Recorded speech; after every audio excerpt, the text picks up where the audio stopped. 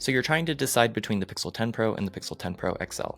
In this video, I'm going to be going over all of the specification differences between the two phones to hopefully help you understand which phone is right for you. Right off the bat, one of the main differences between the two phones is the price. So the Pixel 10 Pro comes in at $999, and then the Pixel 10 Pro XL comes in at $1,199. Colors are the same. In terms of dimensions, the Pixel 10 Pro XL will be a little bit larger at 6.4 inches in height and also a little bit wider at 3 inches versus 6 inches in height on the Pixel 10 Pro and 2.8 inches in width. In terms of display, the Pixel 10 Pro XL has a slightly larger display at 6.8 inches versus 6.3 inches, and also slightly higher resolution.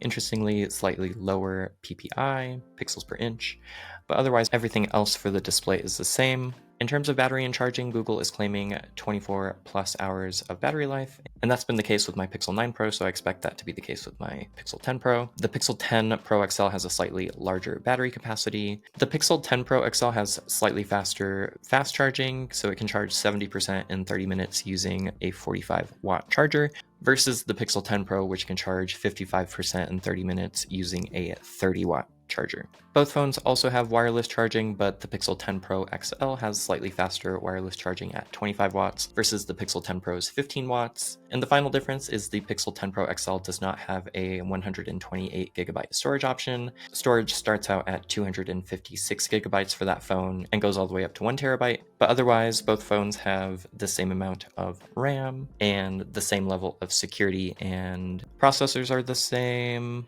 and the cameras are the same on both. And both phones also have access to the same level of Google AI features and camera features as well. Those are all the specification differences between the two phones.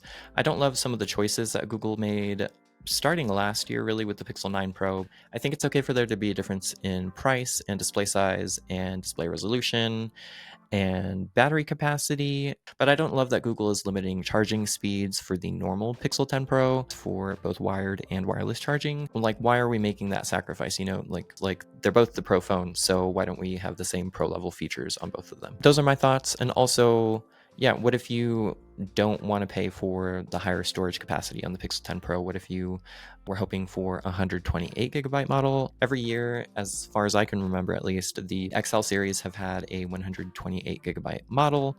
I don't like some of the choices Google made because it feels like Google is really pushing us to the XL options, right?